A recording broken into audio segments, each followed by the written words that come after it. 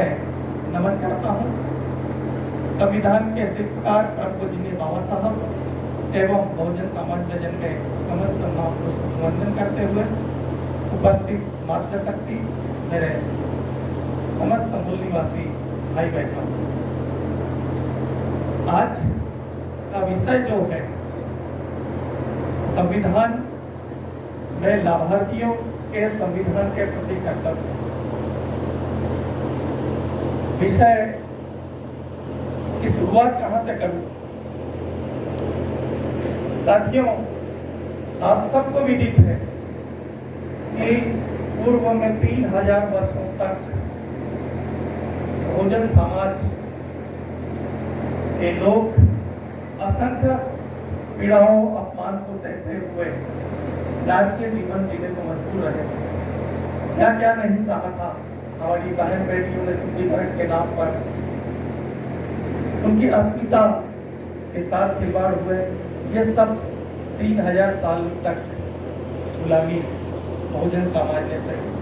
तब एक दिव्य महामानव का जन्म होता परम पूजनीय डॉक्टर बाबा साहब अम्बेडकर के, और उस महामानव ने इस बहुजन समाज को नारकीय जीवन से मुक्ति दिलाई और उन्होंने अपने संघर्षों के बल पर भारतीय संविधान की बेहतरीन संरचना की। और यह भारतीय संविधान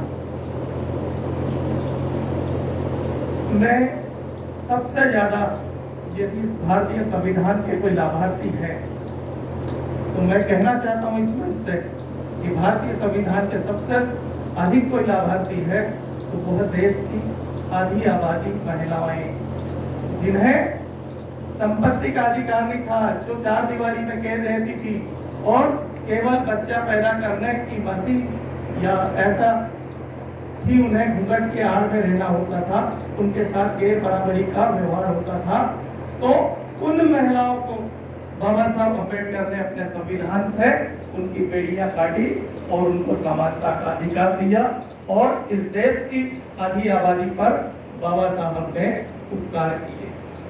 उसके बाद इस संविधान के रूप में बाबा साहब ने, अभी जब हम लोक अधिकारों की बात कर रहे थे तो सबसे ज्यादा यदि बाबा साहब ने महसूस किया कि हमारे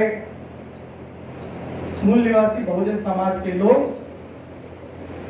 सामाजिक विचारधारा से बहुत कटे हुए हैं, गैर बराबरी का सामना करते हैं, इसलिए उन्होंने कुछ संविधान में आरक्षणों का प्रावधान किया। अंदर जैसे 4 प्रकार के हमको रिजर्वेशन, आरक्षण नहीं कहेंगे हम, रिजर्वेशन का प्रावधान किया।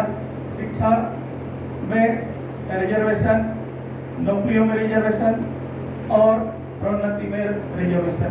इस प्रकार की उन्होंने 4 प्रकार के रिजर्वेशन दिए और 15(4) और 16(4) में अनुसूचित जाति जनजाति ओबीसी को शिक्षा, शासकीय सेवाओं के लिए रोजगार के अवसर उपलब्ध कराए।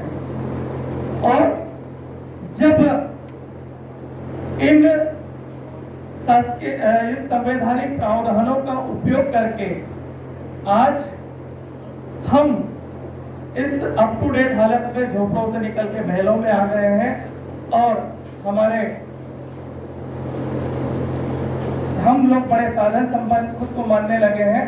यह परम पूजनीय डॉक्टर बाबा साहब अम्बेडकर के संविधान में 15(4) और 16(4) में हम लोगों को जो अधिकार दिए, उस अधिकारों की वजह से हम यहाँ तक पहुँचे हैं और शासकीय सेवाओं में भी आए हैं। तो उसका एकमात्र कारण है बाबा साहब का संविधान, जिन्होंने हमें शासकीय सेवाओं में आगे बढ़ने का अवसर दिया। तो यह सब अब हम संविधान के सारे लाभार्थी हैं। अब चिंतन और चिंता का विषय यह होना चाहिए। बहुत सारे वक्ताओं ने बहुत सारी बातें कही है, लेकिन मैं आप ही लोगों से आपके भरोसे ये बात छोड़ना चाहता हूं कि हम संविधान के इतने सारे लाभार्थी हैं।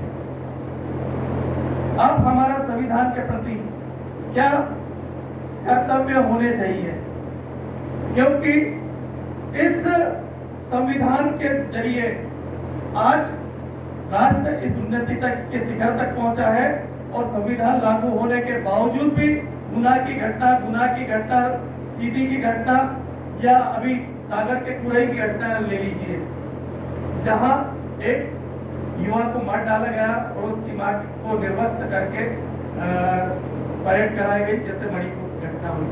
कहने का आशय यह है कि संविधान के रहते हुए ये मनुवादी ताकतें हम लोगों को दबाने डराने का काम कर रही है। सोच लीजिए, चिंतन कर लीजिए, कल्पना से परे यदि जिसको संविधान नहीं रहा उस दिन क्या होगा। आज तो संविधान है, उसके बावजूद ये हमारे साथ इस प्रकार की दुर्घटनाएं हो रही है। एक क्षण के लिए कल्पना कीजिए कि जब संविधान नहीं होगा, ऐसी परिस्थिति में आप हमारे साथ क्या क्या अन्याय अत्याचार होने लगेंगे। तो मेरा आप सबसे संविधान के लाभार्थियों से यह करबद्ध निवेदन करना चाहूंगा कि जो संविधान के ढांचे पर आए दिन हमले हो रहे हैं और ये एक सुनियोजित तरीके से हो रहे हैं और एक बहुत बड़ा षड्यंत्र है, इन षड्यंत्रों को हमें समझना होगा और हमें इन षड्यंत्रों से सावधान रहना होगा। हमारे समाज को सावधान करना होगा कि इन षड्यंत्रकारी आतताइयों को अब सबक सिखाना अति आवश्यक है। अन्यथा ये लोग संविधान को इस स्थिति में लाकर, किसी सज्जन ने कहा है कि हम संविधान के रिजर्वेशन को खत्म नहीं करेंगे, लेकिन